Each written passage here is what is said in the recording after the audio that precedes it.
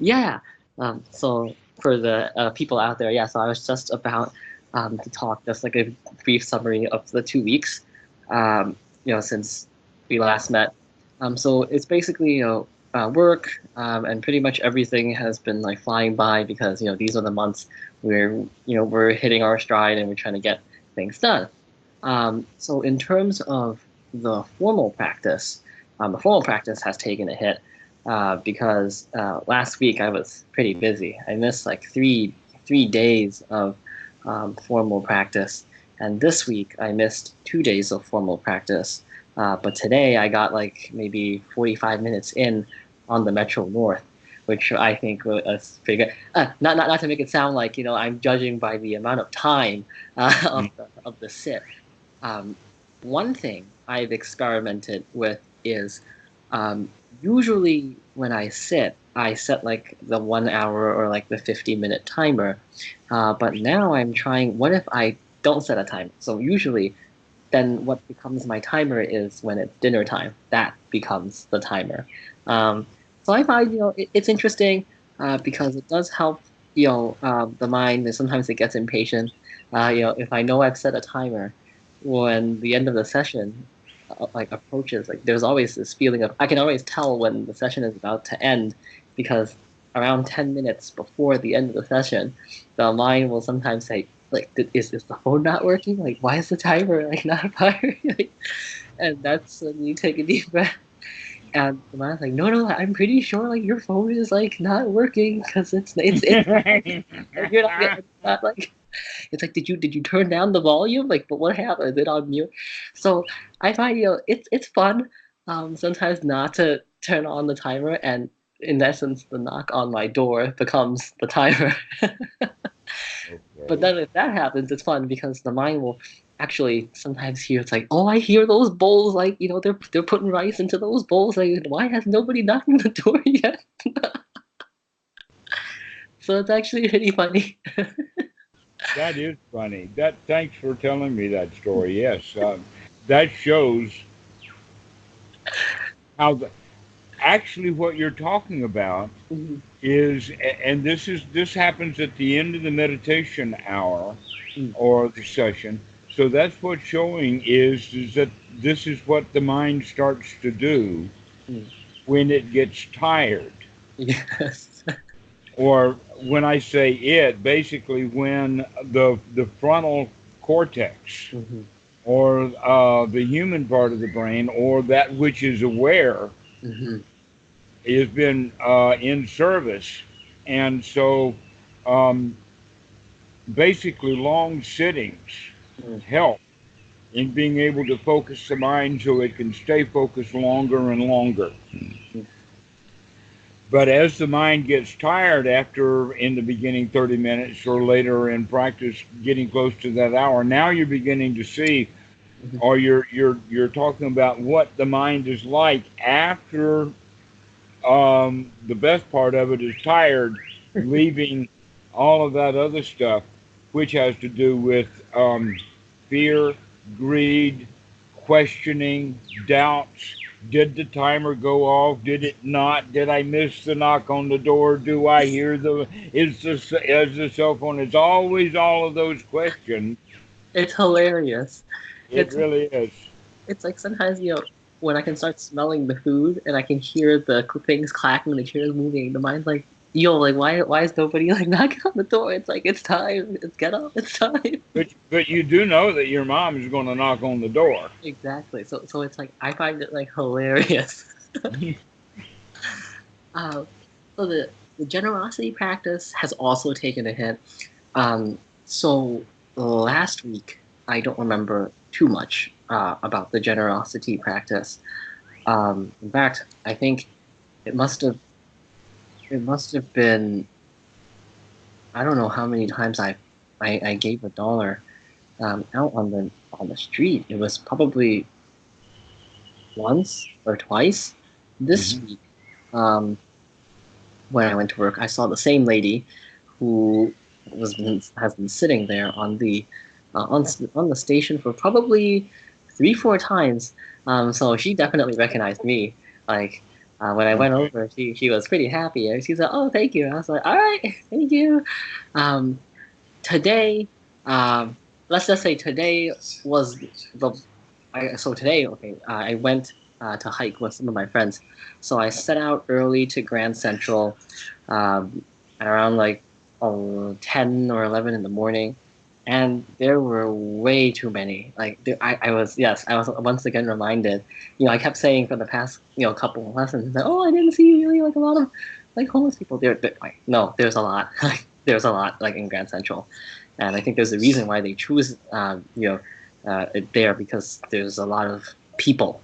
Yeah. There's like that's like the heart of the city. So there's lots of people. So I'm not exactly proud, but there was like four people. I skipped three, but I gave like a dollar to like one person at the end, because I was like trying to rush to the station. I'm not gonna like defend myself, but there is room for improvement here. Well, Yes, let me put it yeah. this way. Well, right. There is room for noticing that you're in a rush. Yeah, and of course I saw some judgment again, like say, oh no, like he doesn't need it. Look at him, he's got like a dog and everything. And then I just like walked on. But I was like, I made a note. I was like, yes, this is something I should tell you. Yeah. uh, so there's room for improvement, especially when I'm rushing. Well, what you're saying is I'm seeing things. When Yeah. you say room for improvement, that's a victim's position. Oh really? Oh, but what should I be saying? Mhm. Yes. I see these things. I see them. Oh. Aha! Okay. Okay. Yes. And I think definitely one thing that have mentioned before, but sometimes neglect to do, is it is a lot easier for me to give when the bills are already out of the wallet. I think most of my resistance also comes from like if it's like everybody's there, and then like that mentality you were talking about with the dog and the piece of meat, and you have the piece of meat, you have to go in the corner and eat it. It's Uh-huh. especially for us, there's this like feeling that like you don't want to take out like something like your wallet in public. Like you don't want to like let's open it Oh up. wow! Isn't that amazing? It's the same. It's the same deep instinctual. Right. And I noticed that, and I realized like actually if I do it out like ahead of time, it's a lot easier because you don't need to like, oh, let me just stand over here, open it up, search, let's just grab one from the pocket and give. And so that's what I've Yeah, done. that's right. If you have a few dollars, you can take out of the wallet before you go out, Yeah. and have the loose dollars in your pocket. Then it makes it a whole lot easier in that regard. I was wondering when you were going to start putting that back scratcher to use. You've been waving it around in front of me for 5 minutes. Restlessness over here. Yeah, so it's like oh, it's like over here finally, right? After like waiting, you waited so long, and then when I did this, you're like, oh, finally. That, I bet most Westerners don't even know what it is. Hold it up and let us look at it. yeah, hey guys, this is a sketcher. As a back scratcher, right? Piece of bamboo that is soaked in water and then bit in a certain way and let to dry and Very, then varnished. very useful and very sanitary. I wipe this down every time. I see. So yeah, so that was basically, I'm waiting so hard like right now. That's like the most interesting part. And I can't like I'm just, like the most interesting portion. I'm just like holding out because so yeah, go ahead. Mhm. Yeah, well, I was about to mention that, especially in the phrase Mhm. uh, cold and rational. Coals. And rational. You wrote that Oh, from coals. your Yeah. cold and rational from your Oh yeah. brother. That's yeah. He thought it was mindfulness was cold and rational. Yeah, this was back like 3 years ago, I would say. Maybe no. 4 years ago, I would say. Yes, Uh-huh. 3 4 years. But that's spot on. It Ah. is absolutely. We want that cold in the sense of cool or nirvana, which means no heat. Hmm. and the rational. So the exact opposite of cold and rational would be hot and stupid. Right. Right. So if he's criticizing mindfulness by calling it cold and rational, you can ask him, okay, so that means non-mindfulness is hot and stupid. Yeah, and like I remember, he was like, yeah, it also makes it. It's like I think he said something about like emotions like being human or something, like being caught up was like human. And so at that time, I thought it was quite backwards to be to say that like being caught up and being burned like that was human. And I was like, all right, yeah. I mean, it's it's the human condition, but I wouldn't say like it's the way to go. Like, Let us call it normal but not natural. oh, that's one way to put it. That's one way to put it, right? It's normal behavior. All Americans, all people in the world do it, but it's really not the natural way to live. Mm-hmm. Gotcha. Gotcha. Natural way to live is happy, which in fact is what I would add: cold, rational, and happy by choice or Uh, happy by reason, mhm, as opposed to hot, stupid, mhm. and dissatisfied. And dissatisfied.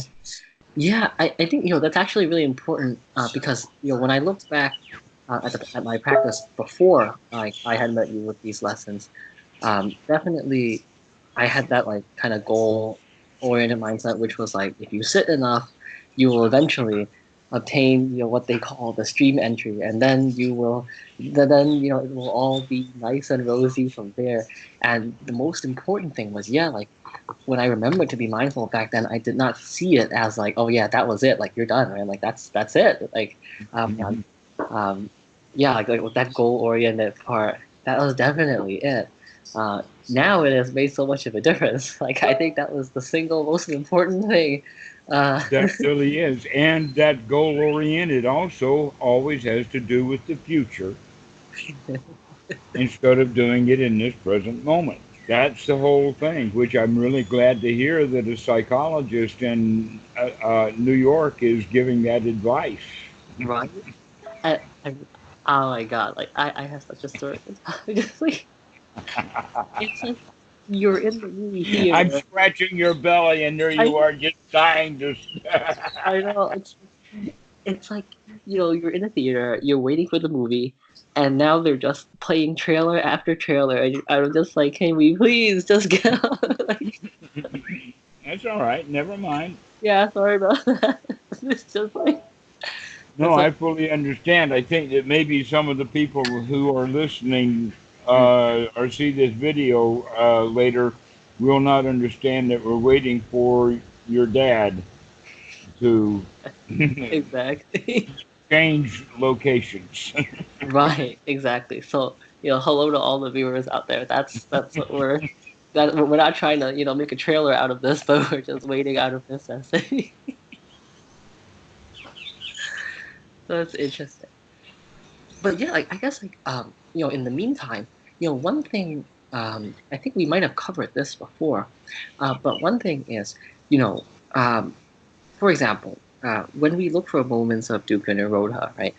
Some of my favorite ones are like drinking cold water or taking hot showers, right?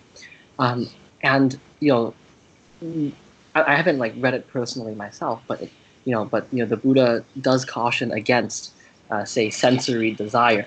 Now, my current understanding is that if something is like we said like many times, like if something is readily available, like if you're at home and you're thirsty, so you want to drink water, and the water is available, yeah, of course you can go ahead and drink it. But if you're stuck in the middle of the desert and you want to drink water, well, too bad. Like you're gonna suffer, right? And so is the fine line, I would say, between it, sensory. it, it, it Mhm, depends I see. very, very quickly. Mm, All right. There is the need for the water that the body has, and that those who live in the desert have the knowledge of how to dress and how to hold their own mouth, etc., so as to cause little water leakage. But people who get thirsty and want things, they often will go around with their mouth open, and then they lose some of that. All right. So basically, what I'm saying is that there is a mental component to this also, and that is that when you're very awake and alert, Mhm. you can stay away from the desire for water. Oh, see. You stay You away. stay away from the desire for water. Yeah, the body wants water, but Hmm. the mind you're under control of, and therefore you can keep your mind off of the water, and you can keep your mind on to one more step, one more step, one more step.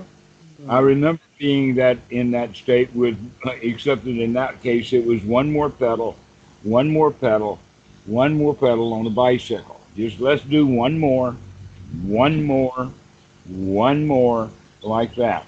And so we keep the mind off of the fact that the body is dying for water. But if you are worried about not having enough water, Mm-hmm. then that's double dukkha. Oh, I see. But what about, things like, oh, like I want to eat food, but not like in the sense of like hunger, but it's like in the sense of I want to eat good food, like food that has a certain taste, or things like that, or like ice cream, or like a particular flavor of ice cream. Um, like what about like things like that? Well, okay, the first question would be Oh, what triggered that?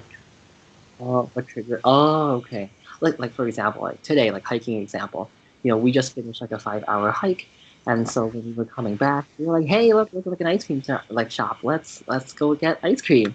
Um, Who said that? You? some of my friends and also me. Well, all right, when they said it, Uh-huh. then that gave you the idea. So it was somebody triggered Mm, your desire for ice cream. mm, Okay. mm. Your job at that point is to recognize, oh, there is desire for ice cream. I see. Because with that wisdom, now you can make a logical, cold choice Oh, about whether you're going to have ice cream or not. oh, Because it is possible for you to want ice cream because somebody mentioned ice cream, mm, but there's no ice cream place right available. And so now you've got to go do a whole lot of stuff yeah, to get ice cream that you're driven for. All I see. right. Okay.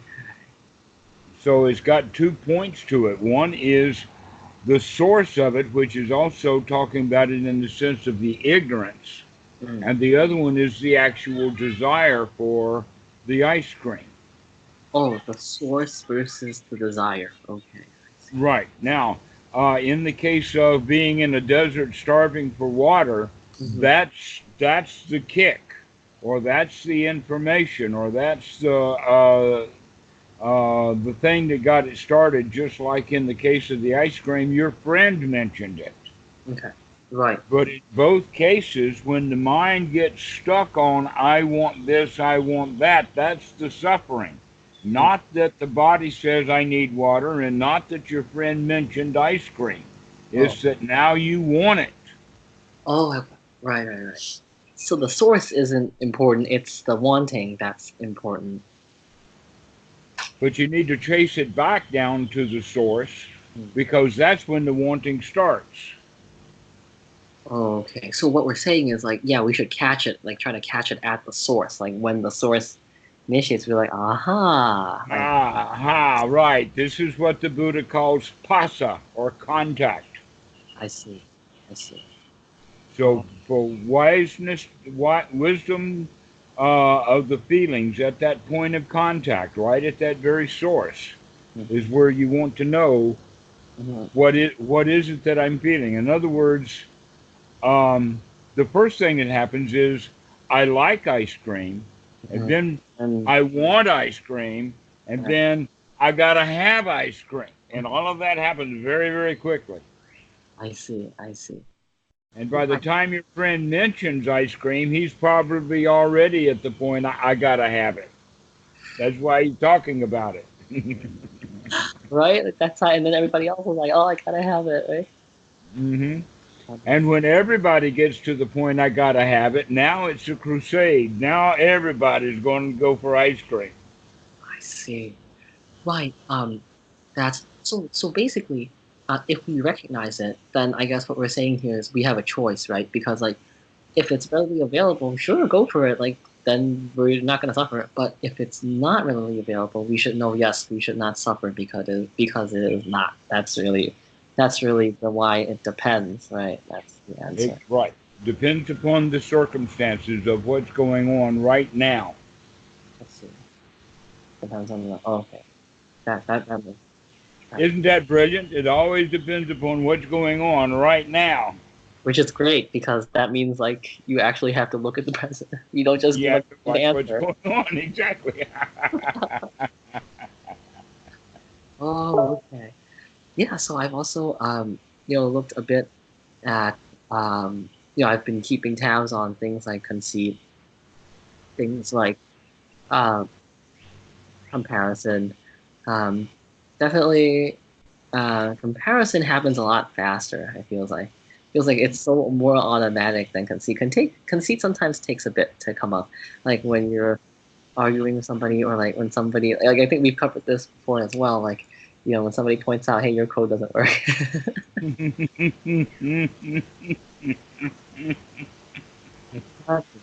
Like, oh my god, just like.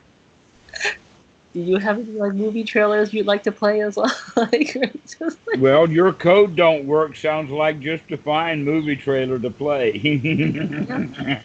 My face turns red, like turn beet red for a second. Maybe I'll sweat a little bit and then I'll go and fix it.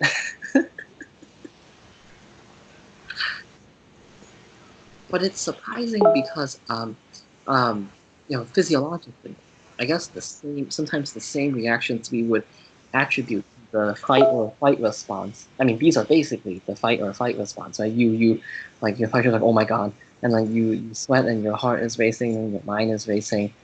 So I think the mind thinks that it's being directly threatened when it's not. I think that's basically the heart of the matter, which is why we That's feel so. exactly right. Exactly right. And you can see how that operates quite easily when we understand that the job of the self-preservation instinct is Mhm. to suss out a divine danger in order to take actions against it. Without that, humans wouldn't have survived into the present times, nor would have each individual um, human survive into adulthood. That self preservation instinct is needed, it's necessary, it keeps us alive. See. You could go so far as to say it's the self preservation instinct that keeps us alive all night, otherwise, we'd forget to breathe. The heart would stop pumping. Oh, But right, right. no, yeah, the body is kept alive by that self preservation instinct. Hmm. But it also is the source of the chemicals that give rise to what we will call fear. Hmm. Hmm. Cortisone, adrenaline, all of those things come out of that same area of the brain. See. Stress, fear, things like that, right? Exactly. All of the stress comes out of that Hmm. because we're not in the here now in the sense that we don't have the human part of the brain in gear and functioning.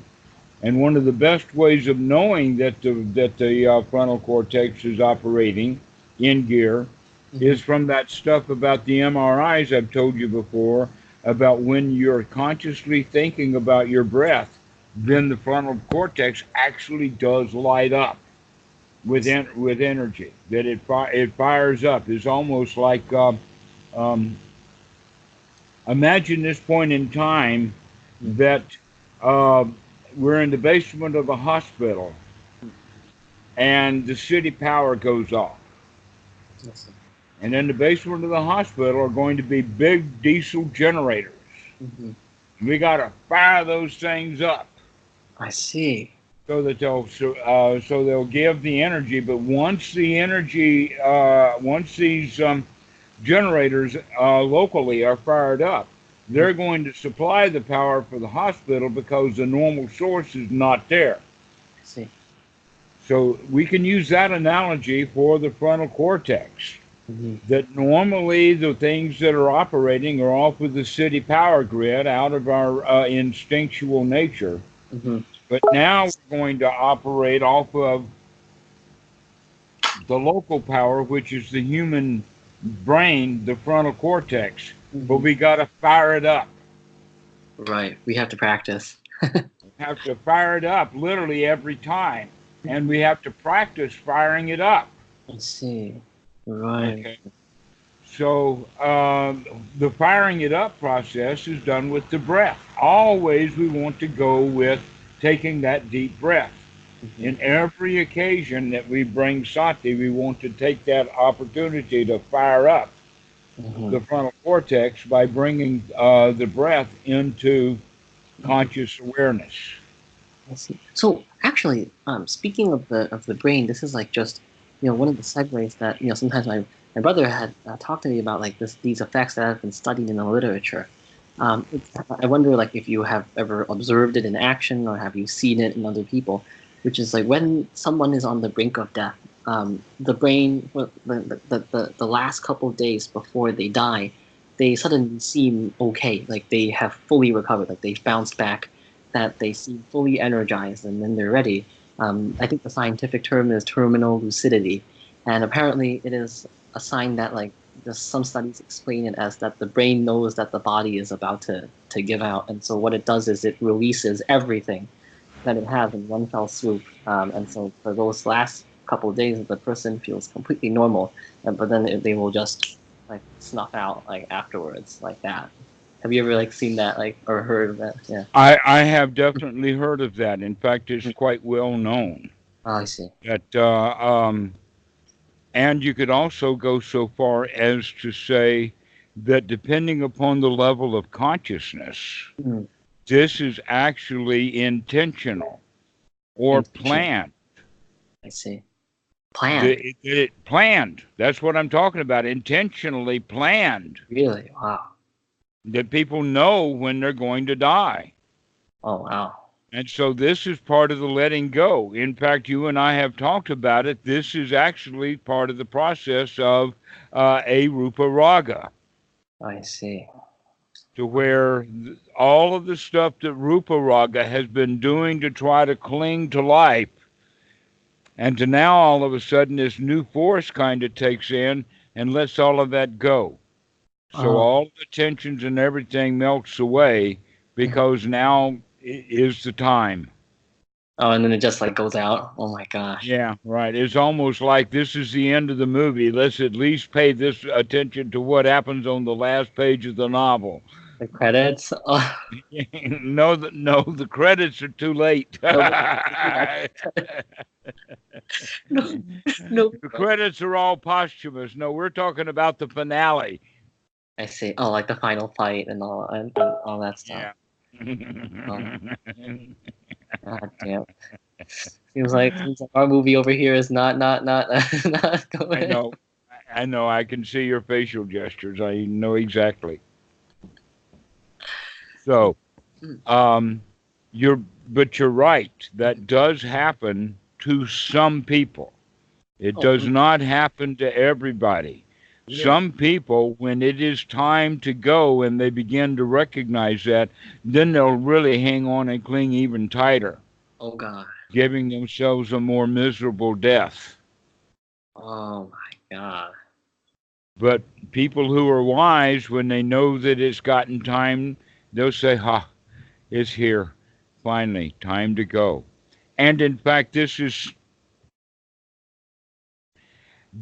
time that we're talking about is normally interfered with for many people who are in the hospital. Why is it interfered with? Is because the people have been put on too much medication. They've been put on medication when they first come into the hospital, and then for some reason or another, they're not taken off of that medication, and they wind up dying on and from the medication that saved them when they first went into the hospital. Wow. One of the major ones is morphine. Morphine is a major killer in the United States. So the only thing I know about it is it's a painkiller and it's very addictive, right? It's an opiate, right? Never mind the addictive. They're not going to live long enough to get addicted. But the first part of it is painkiller. Painkiller. And so the question is, are you going to give the person a comfortable last few days, knowing that that the painkiller itself is going to aid in their death? Or are you going to keep them off of the painkillers, knowing that they may have to struggle with every breath? I see. I see. So that's why a lot of people choose to give them the painkillers, right? That's why they choose to give them the painkillers, and often it's the doctors who choose this without even telling the family. Oh, really? They just give to them? They do it. Oh, but I mean, at that point, it's basically set in stone. I mean, that's it. Medical procedures, exactly. So the question is, if the doctor really knows the mind of the patient, then they can make choices. An example of that, by the way, in fact, a really brilliant example, is Buddhist monks in a dentist chair. In a dentist chair? Yes. Oh, are they not going to take anesthesia when doing the procedure? It depends upon the doctor. Oh, God. Oh, no. Oh, yes. And if you see, and so if this is an Asian doctor who knows the culture and knows it, the doctor is going to ask the monk about how much and what he wants. And many of the monks will say, go ahead and take it out. I'll hang around while you're doing it. What? Yes, exactly. That's the winner's attitude. In fact, the practice becomes very strange. The practice is the hands. The hands. Yes, can you keep your hands flexible, relaxed, and without any tension while you're having a tooth removed? Wow, that's like a whole new, that's a whole new level of pain. Wow. No, it's just a whole new level of practice. Well, I mean, when I had a root canal, even after the anesthesia, I was sitting there for 3 days going through the nerve pain because he was drilling, and apparently, I guess the nerve was so sensitive that even after he gave me the first shot, I could feel excruciating pain on the nerve, and I was just sitting there taking it for like 3 days. And on the second day, I was like, "Can you give me a second shot?"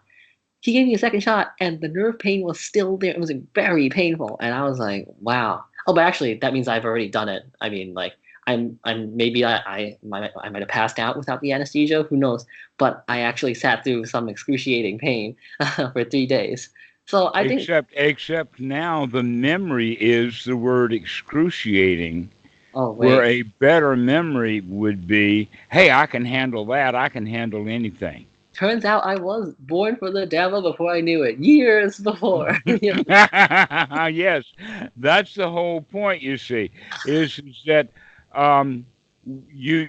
we as humans use the word excruciating because we're trying to convey a feeling.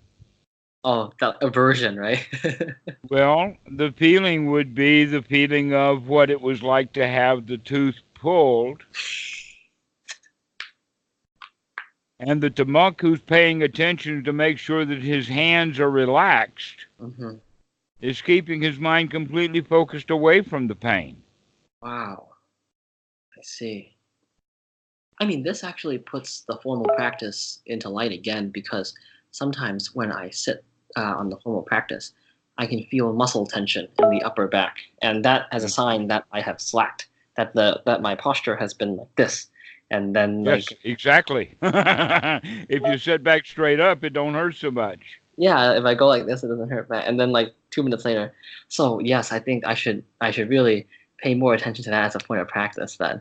Than if that's the case. Yes, that's why the Buddha puts body as that's the big one. Yeah. Keep watching the body. Keep watching the body breathe. Right. Keep the body relaxed. Keep the hands relaxed. Even when somebody's in there with a pair of pliers going. I know. Indeed.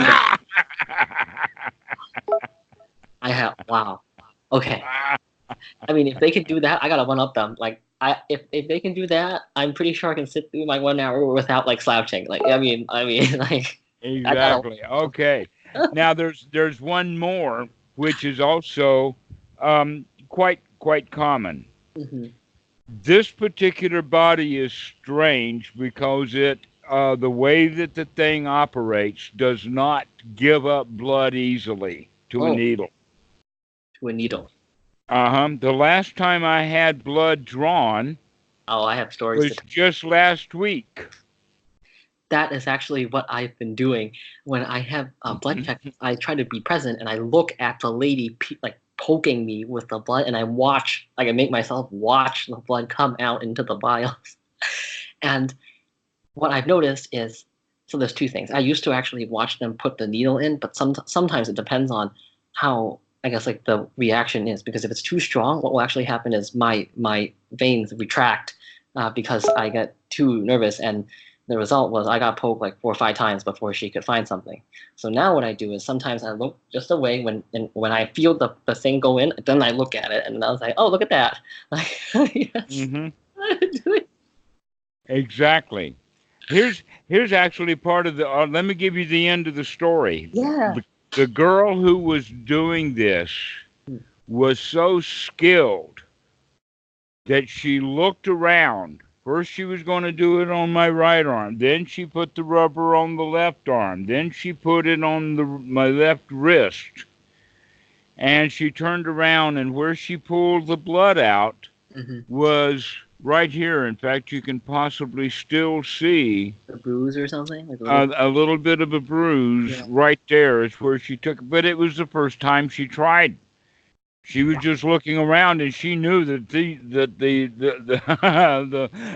the elbows and the wrist, and I've actually had him taken out from the ankle. But meanwhile, back to the old ways of doing it. As a young person, I would generally pass out by the time that they would finish the blood work.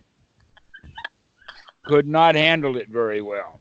But later, after I got really deep in the Dhamma, in fact, last year was the last time that I did it, was they were into the left arm here, and you can see where she's going back and forth with that needle, trying 5 or 6 different places, trying to find something. After she's got it halfway in the hole, she's doing it like this, moving it around. Oh, God. We're moving it around in there, you know. Yeah. And I'm sitting there watching. I can handle this. This lady is, I mean, this is not pain. This is just exploration. Let her go. And when she finally found something, she only got that much of a syringe, to where the girl who did it here, she got the whole syringe full. It's the same thing. Like, I've gotten smarter now. Like one time when they did it, they only got this much, and she was like, "You gotta drink more water," and it's like it's too thick. It was winter, and she was like, "You need to drink more water." So now, before I go, I load up on like two bottles of water. I'm like, "Is that good?" So, but that's definitely interesting, because I have taken to watching the thing fill up now, and I was like, okay, like heart's beating really fast, like, and mine's like going like, oh god, but. I'm just watching, and I was like, all right, it's not anything. It's something I've gotten used to it. Well, like, I try to make the insertion easy, because I know that if I think too much, or look at it, it'll retract. And so the end result is she has to poke me like a couple more times. That's exactly what I'm getting at. This is all what they call psychosomatic. Oh, if like the you body. Go in, right, that the body does shut down because the mind is afraid of what's about to happen. So in the case of the dentist, the teeth become harder to get out. That's, in many cases, the dentist wants to give anesthetic. Wow. He wants to give the anesthetic because that makes taking the teeth out easier. I see. Right. However, if this is an Asian situation, a Laotian monk with a Laotian monk or a Laotian dentist, The dentist is all he's going to get out of this is some oomy doomy gobby gobby and some ups and downs and like that. His question is, who's paying for the anesthetic? The answer is, what anesthetic? Oh my God, that's hilarious. Wow, I never knew that the monks uh, were playing with such like a high level of practice. Gee, Yes, I think. they're noted for it. There's many things that are associated with that. One of them is going on Bendabat barefoot. What's been the bot? Bendabat is going out on alms round, taking the Oh, bowl. It's actually not a bowl; it's a pot. That's why they call it Bendabat. It's a oh, pot that they carry. Okay. But anyway, for some reason that word's been translated into bowl, even though in the Pali it says pot, and it looks like a pot. It's shaped like a pot. It's operated the way that you would operate a pot, and yet we call it a bowl. Sorry about that. oh yeah, that's fine. Don't worry. So on Bendabat, the monks go barefoot. Hmm. Oh wow, so you go barefoot? Okay, that's Yes. the body needs to get used to like. Yeah, I mean, I'm pretty sure like if I went barefoot, oh man, I would be bleeding by the end of the day. Not even by the end of the day because my feet are so soft and not used to the ground, right? But they're probably like they probably do it many times once and then they say, Yes, I've seen actually some places where the calluses are so strong on Dhammavitu's feet that it cracks open, exposing almost a gully or something like that. That he really does need to have some of that callus taken off. I taken. don't have so much callus, but I only wear shoes about an hour or two a month, something in that regard. Yeah, maybe one day every 3 months when I go, but I don't go every 3 months because Tam goes for that visa run. But once a year, I have an opportunity to wear shoes I see. when I ride on the boat or go to town. When I haven't ridden a motorbike in a long time, but whenever I'd ride a motorbike, I'd wear shoes. I see. But other than that, around the house and out in the yard and under the house and everything, when I'm here at home, I don't wear shoes at all. Ah, Intentionally so. I see. That's actually really nice. I see. Okay, I think we can segue now. Let me move over to the. I think you just. But Okay. I have to be a little quiet because like I'm loud and like he left open like a crack in the door. So I'm trying to let me just. At long last, ladies and gentlemen, I present to you the actual like main feature.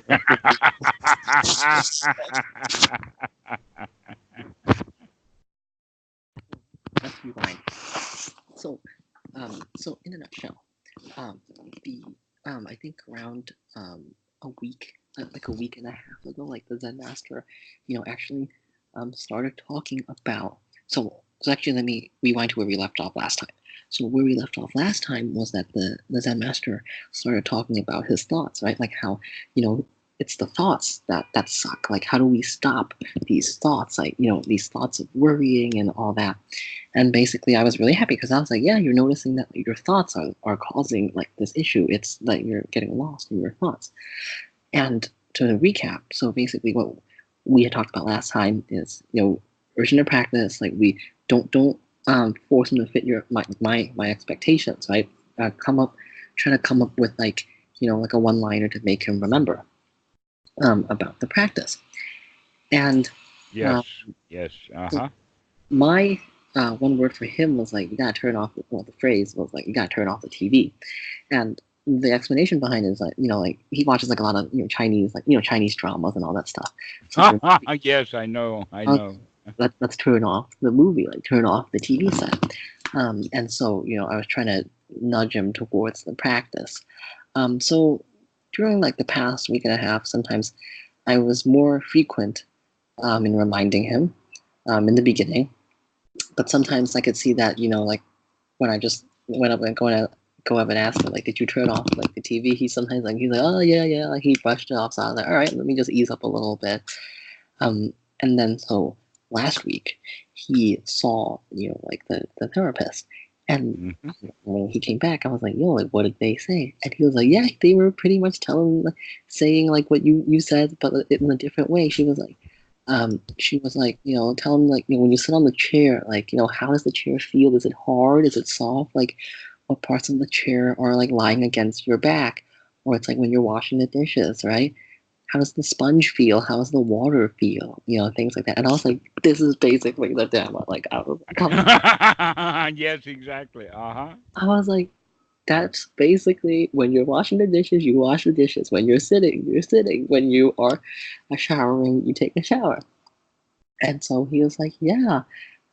It was like she told me to live in the present. Like she just like straight up just told him, like, yeah, to live in the present.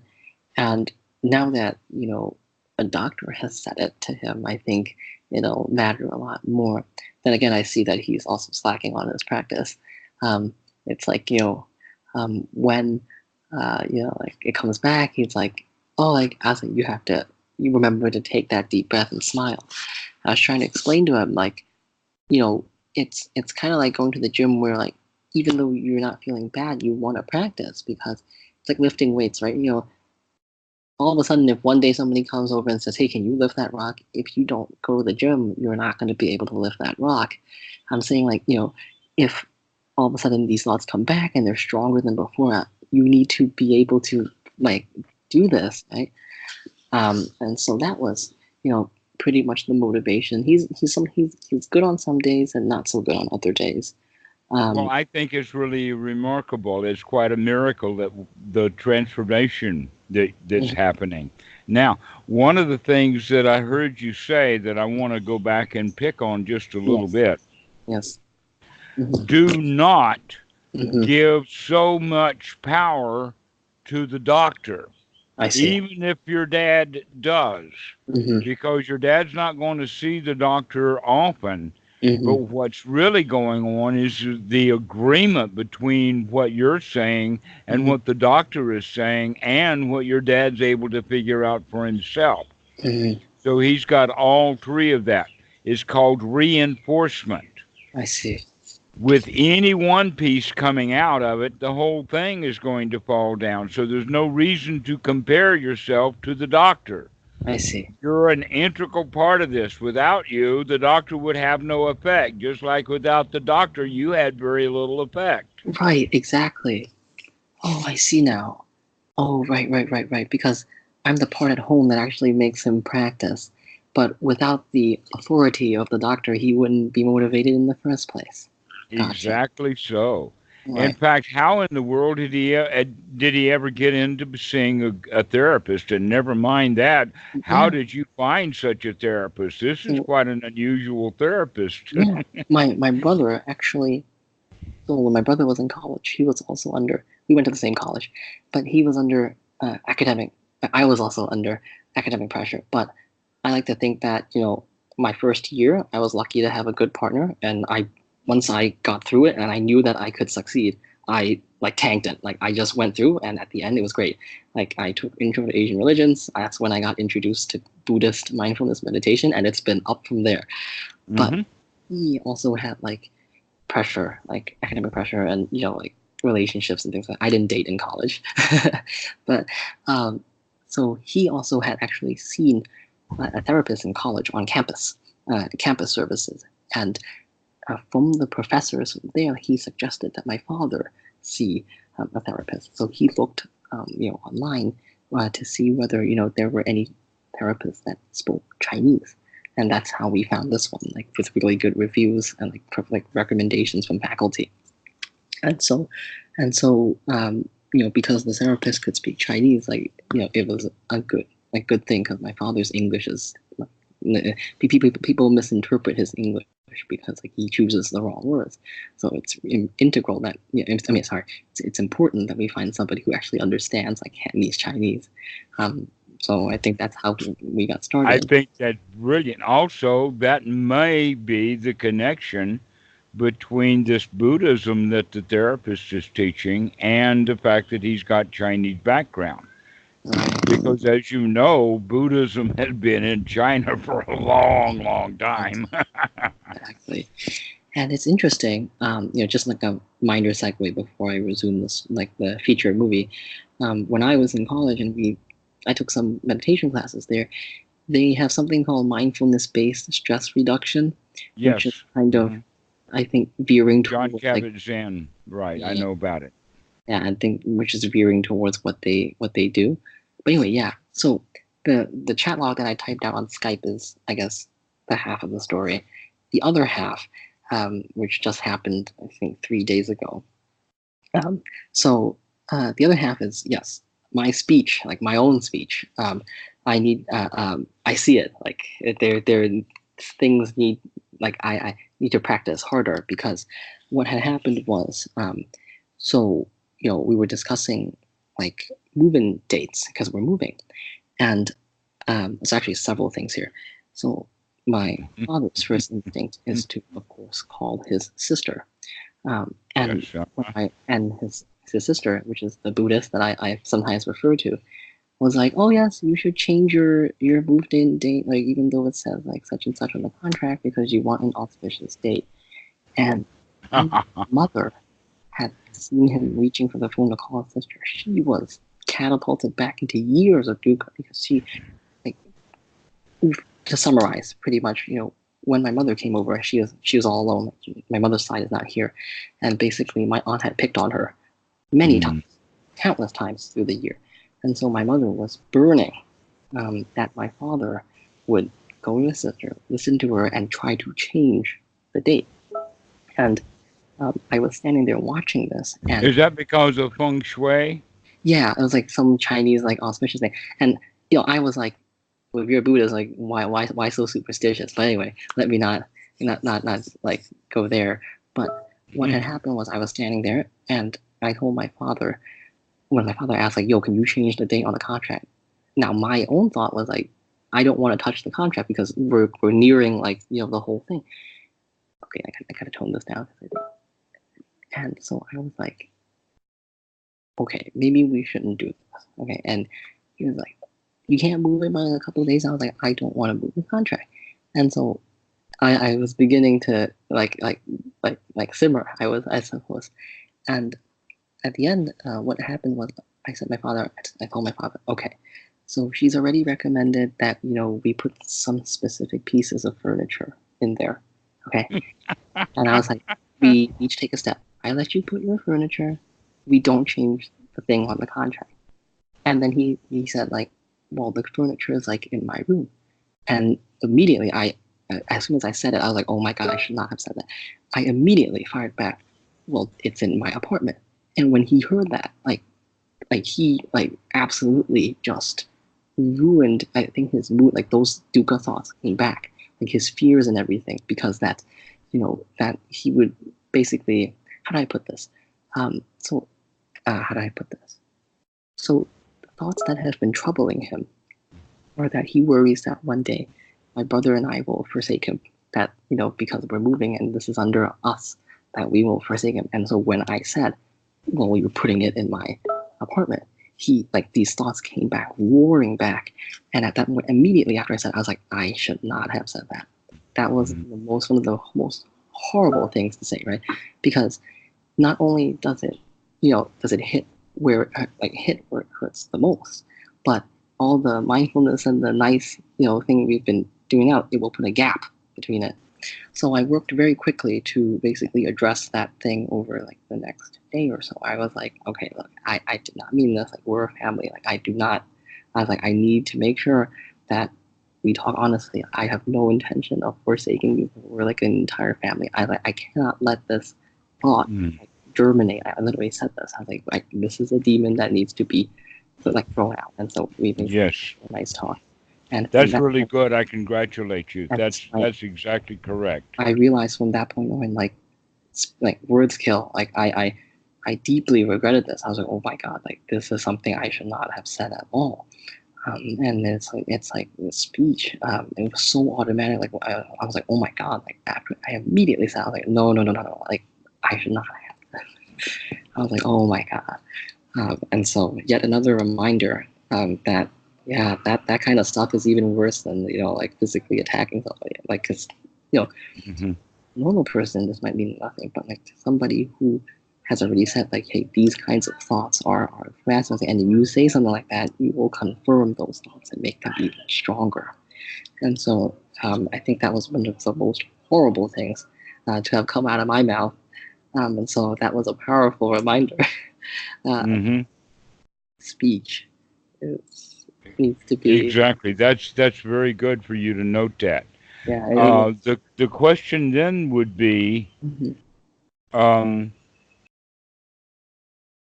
now that door has been opened, how can you distract him Mhm. without following him into that room? All right, Okay. we need to distract him Mhm. by changing the subject, and the Mhm. best way to do that is by asking him a question that's only partially related to what just happened. Okay. I mean, so now he's like fine. Like now, like there's like not much problem anymore. Like I try to do the usual things that, Yeah, sometimes he said that like, moment is past already. I oh was yeah, talking it's about fine. what to do in that particular moment, but Mhm. that moment is past. Mhm. But if you come up to that state again, then recognize that the way to do that is not allow him to go in there Mhm.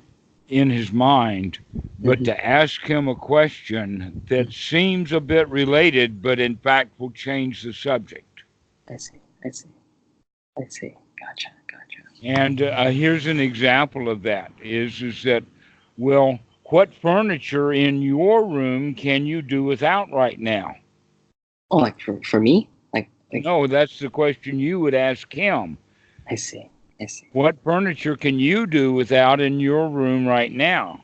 Right. Right. I can And ask so him. now it takes him out of the mind of what's going to happen into the future, and makes him think about what's his room, so that he can go and figure out what to take out of there to go put into the feng shui of the new place. Right.